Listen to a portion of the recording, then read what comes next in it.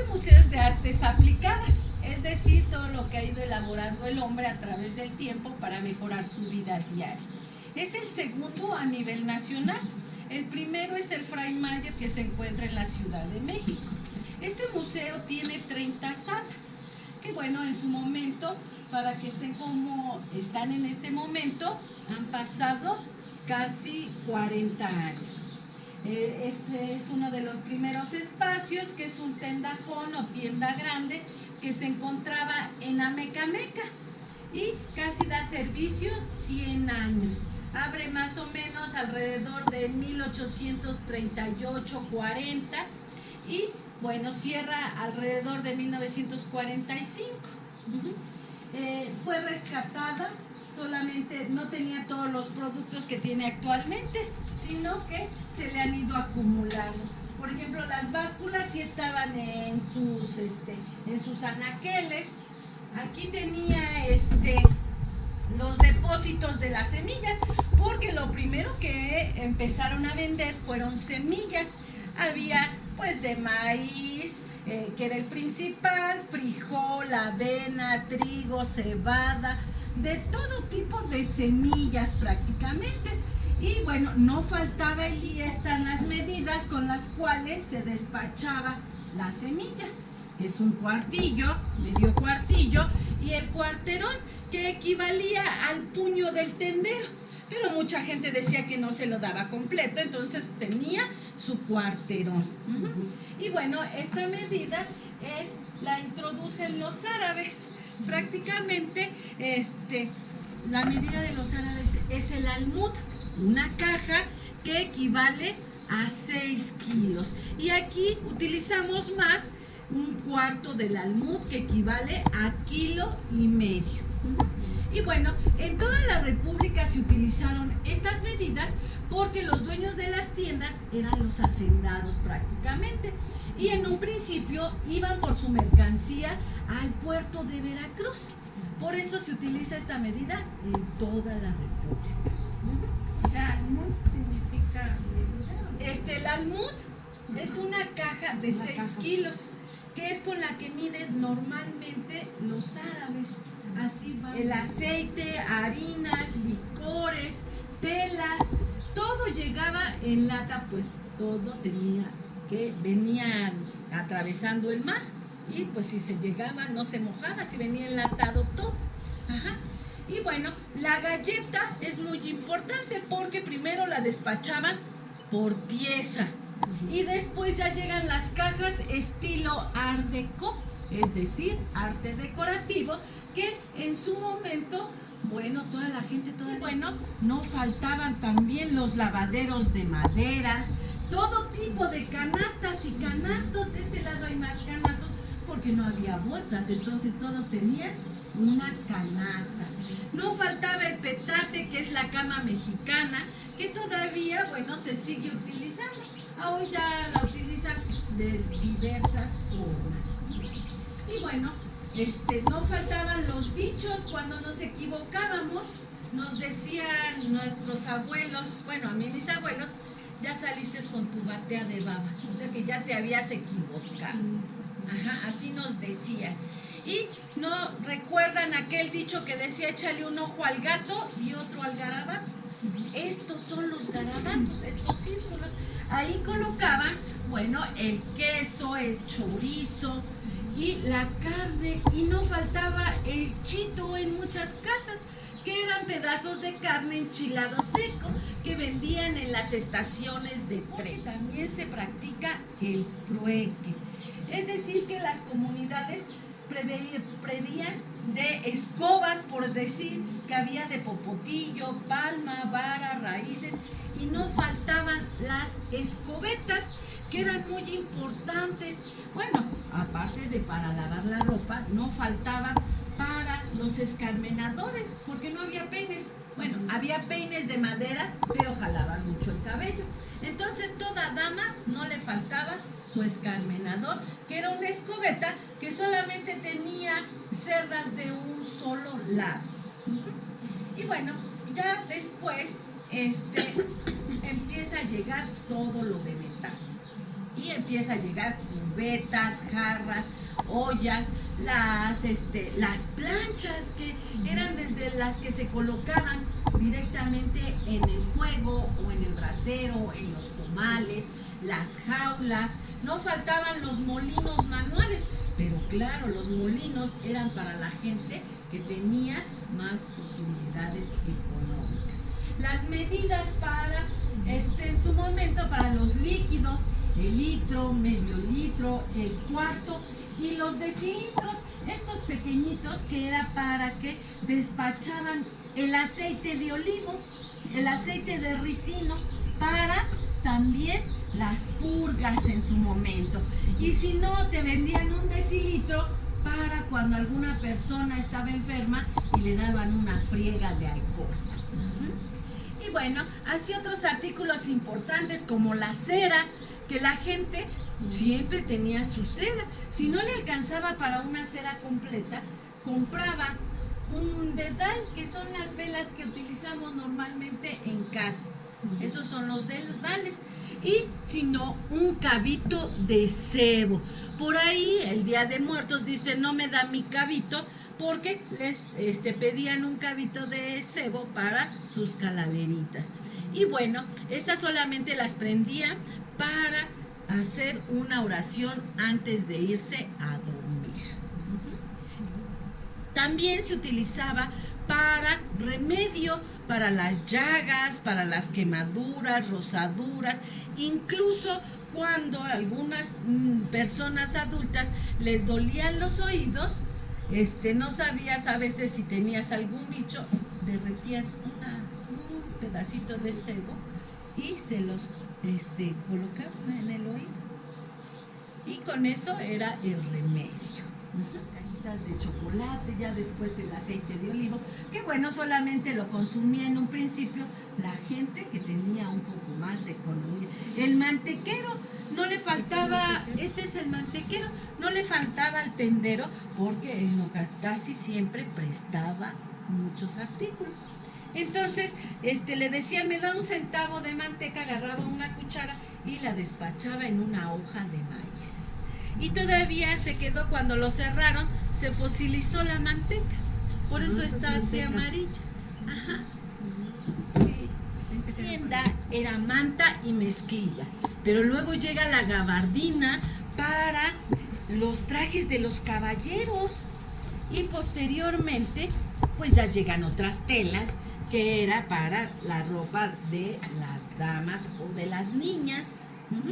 Y bueno, en su momento lo que hacía el tendero era agarrar y ofrecer la tela, y en ese momento prácticamente,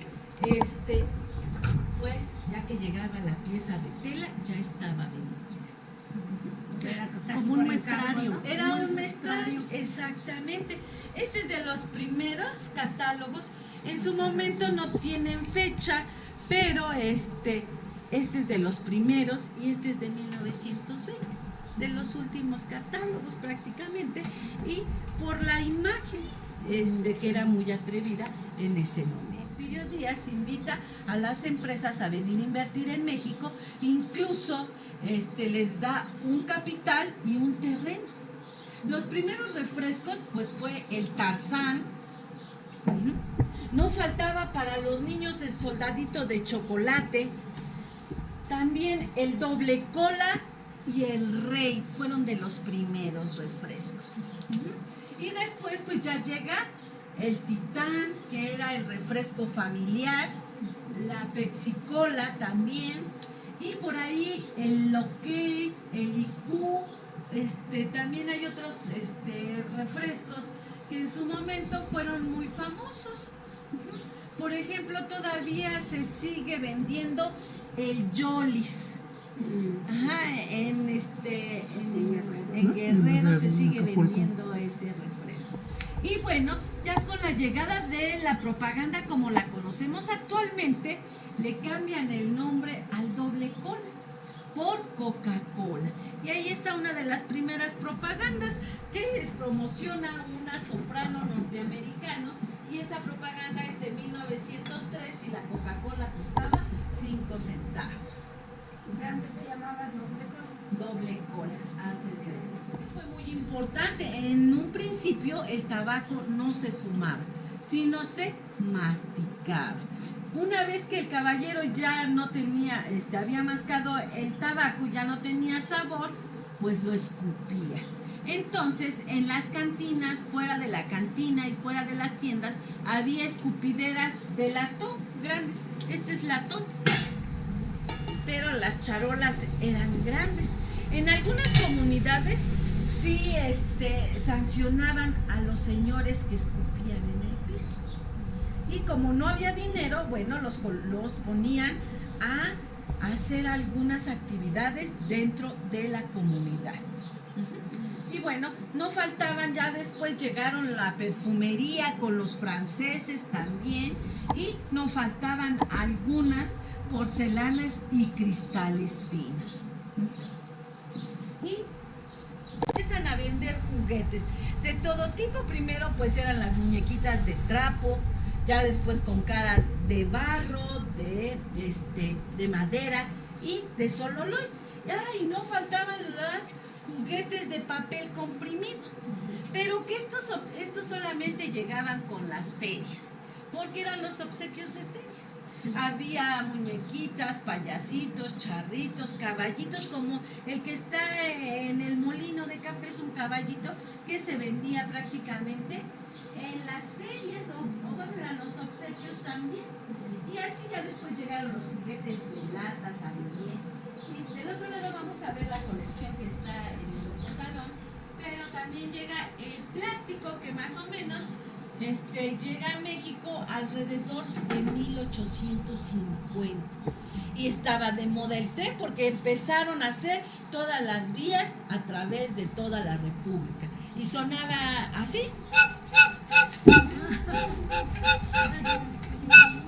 Ajá.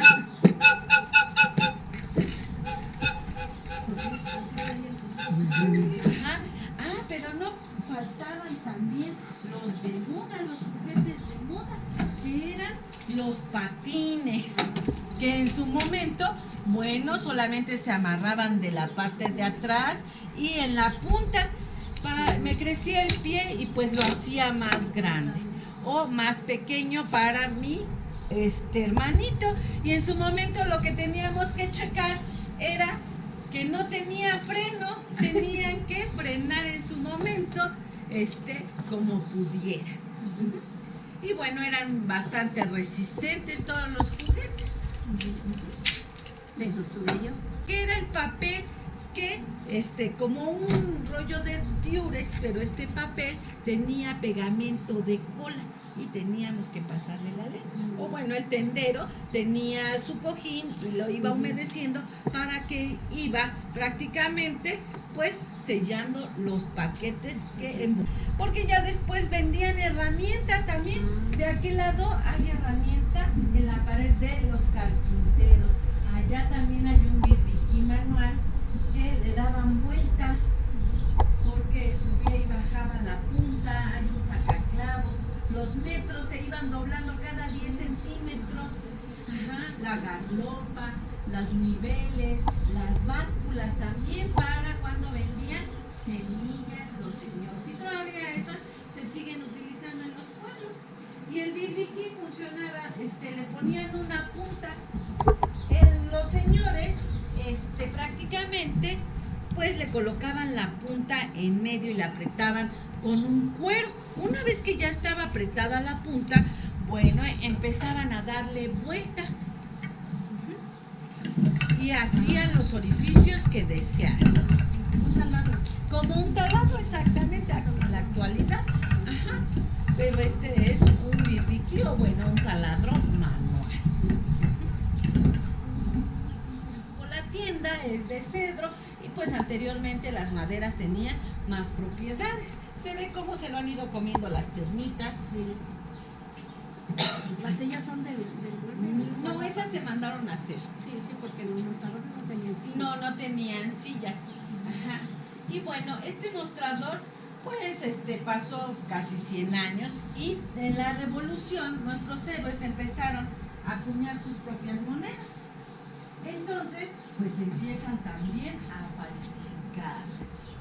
Y el tendero, para verificar que las monedas fueran auténticas, pone aquí 2 círculos de clavos. Nada más se ven las marcas. Y dejaba caer la moneda sobre los clavos y el sonido era con el que verificaron que la moneda era auténtica.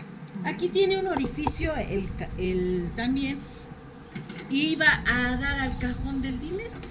Y así no estaban abriéndolo constantemente. Para echar las monedas ahí. Exacto. Y también el cajón tenía un triple fondo, el cual pues era para que ahí pusieran el dinero, y si alguien llegaba a quererlo robar, pues no se llevaba todo el dinero.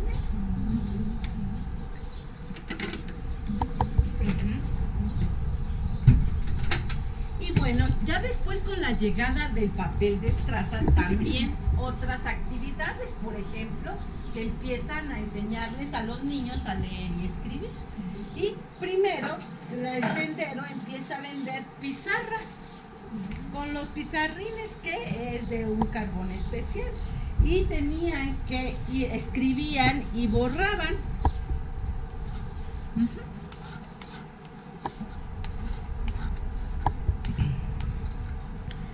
Y la gente que, bueno, los niños que no les compraban su pizarra, practicaban la lección en la tierra. Y ya después se empezaba a usar el papel de estraza, y las mismas, los franciscanos y los jesuitas, los monjes y monjes, que eran las que enseñaban a leer y escribir, empezaron a hacer las libretas, o bueno, los pequeños cuadernos con papel de estraza. De libros, solamente 1 o 2 cuadernos por lo mucho. Y entonces ponían en este pequeño portalibros, y así se llevaban sus cuadernos. Las señoritas solo traían colgado en la espalda. Y bueno, a hoy pues ya usamos llevan tantos libros los niños, que pues por eso se inventaron las mochilas. Ahora está con rueditas. Ahora está con ruedas, exactamente. Y así otros artículos que se empezaron a utilizar, por ejemplo, los cuernos de los toros, que eran para las bases de algunas herramientas, para cucharas incluso, o ese depósito con el cual, bueno, sacaban la semilla para despachar. Prácticamente, y en todas las tiendas eran igual, y todos tenían la fecha en cual salieron de sus fábricas. Por ejemplo, salió en octubre 21 de 1878. Y así otros artículos importantes, por ejemplo, los bules, o bueno, también le decían, en su momento era para el agua, para el pulque, para su alcohol o su chingue, le decía. Y la bolsa con su mecapal. El mecapal es el lazo que va en la frente, y la bolsa, bueno, va en la espalda prácticamente. No faltaban los cacles, que bueno, antes todos los señores traían sus guaraches. Y en su momento pues ya se perdió aquel dicho que decía, ya estiró los cacles. Que ya después decían, estiró los tenis, pues ahora ya se perdieron los dichos. ¿Eso qué es? Este es un tostador de café, se coloca directamente en el fuego y se le va dando vuelta a la semilla para tostar. Como las palomitas. Ándale, parecido, sí. No, No les gustaba bañarse, y tenían su servicio en su habitación y una esponja para limpiarse todo el cuerpo. Las planchas, desde las primeras que eran pues para colocarlas directamente en el fuego, buscando mejorar la forma de planchar, surge esta que le colocaban dentro el carbón, pero se apagaba rápidamente. Posteriormente surge esta, que tenía varios orificios entre el oxígeno, y entonces el carbón no se apagaba, ¿sí? Después llega esta, con la llegada de los combustibles, tenía su depósito de gasolina. un piloto y por dentro tenían una parrilla pequeña. Entonces, una vez que estaba prendida, tenían que bombear el combustible para que no se apagara. Los primeros autos pues eran de los hacendados. No había combustible y tenían que tener sus depósitos de gasolina y de aceite. Y ellos mismos pues la bombeaban y se la iban colocando a los autos. Esta es una bomba de agua que prácticamente tiene un sistema de vacío. Aquí va el tubo hacia el subsuelo, del otro lado está el tubo donde sale el agua y había que bombear. Las bombas de DDT, el primer DDT era en polvo y había que esparcirlo donde era necesario. Posteriormente pues llegan las bombas de flip, que ya el insecticida líquido. Todavía las siguen utilizando por ahí esas bombas. Una sumadora, una foliadora, una prensa para quitarle el exceso de suero al queso o al cuajo, como le llaman. Esta es una descremadora que tenía un sistema de centrifugado que daba vuelta tan rápido que separaba la grasa de la leche y pues obteníamos la crema. Una pequeña imprenta manual para realizar las etiquetas. Y el teléfono que le dábamos crán. Y prácticamente, bueno, nos contestaba la operadora y nos mencionaba a qué lugar deseaba llamar y a qué familia. Posteriormente, pues se van colocando los números.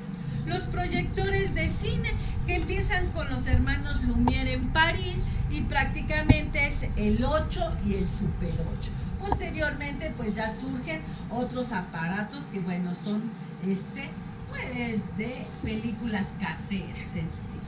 Ahí hay algunas carteleras del cine de oro en México, que prácticamente se da en 1936.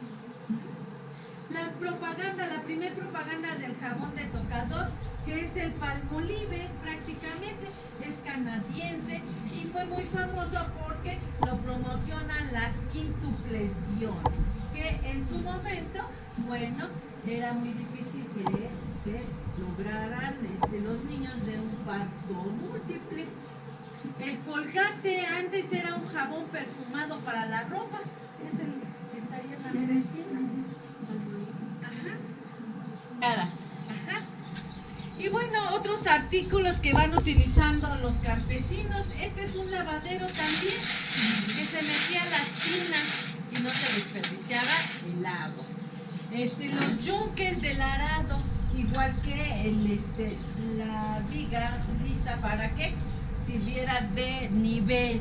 También un aparejo que en su momento se los colocaban a los animales para cuando se cargaban no les lastimara. Y también para cuando iban a atravesar algún río y no se los llevara. Como salvavidas. Para que no se los llevara el mismo peso, los ayudara. Incluso también está ese dicho que se perdió, que cuando teníamos muchos problemas la gente decía, ya me llegó el agua hasta los aparejos. Ajá. Y bueno, no faltaba un tapujo, que es para los caballos, que solamente veían el frente y no se espantaban con lo que sale en el camino. ¿Así se llama tapujo? Tapujo. Una trampa para tuzas que ya no la utilizan porque ya les echan veneno a los animales. Las sillitas para los burros, un banquito para ordeñar, costales de iscle. Y toda la propaganda que está en la pared se rescata con la tienda, los calendarios, que son de 1945, la de pinturas, de refrescos, de cigarros, que, bueno, el cigarro que empezó a tener más auge, que es el Buen Tono también, y el Sidral Mundet, y no faltaba el de la cerveza que dice, pensando en él, sana, fuerte y hermosa, siempre toma Saturno de Cuauhtémoc, Monterrey. Y bueno, ahora ya se perdieron las gacetas informativas, antes había en diferentes pueblos. Esta gaceta fue muy importante porque fue del primer descarrilamiento del tren a nivel nacional. Ese descarrilamiento se dio a las afueras de aquí de Tenango. Fue en el año de 1895. Era un miércoles de ceniza y todos venían a ver al Cristo Negro que está en Ameca y que se sube al Sacromonte por él y lo baja. Entonces, ya por la tarde, el tren regresaba a la Ciudad de México y se llenó demasiado. Mencionan que iba la gente hasta en la parte de arriba y ya, al llegar a la salida de Tenango hay unas curvas que incluso le llaman las curvas del diablo. Como venía con mucho peso, pues se volteó totalmente el tren. Y por ahí las leyendas mencionan que el maquinista era el jinete sin cabeza, porque pues como murieron mucha gente, pues quedaron por todos lados los cuerpos.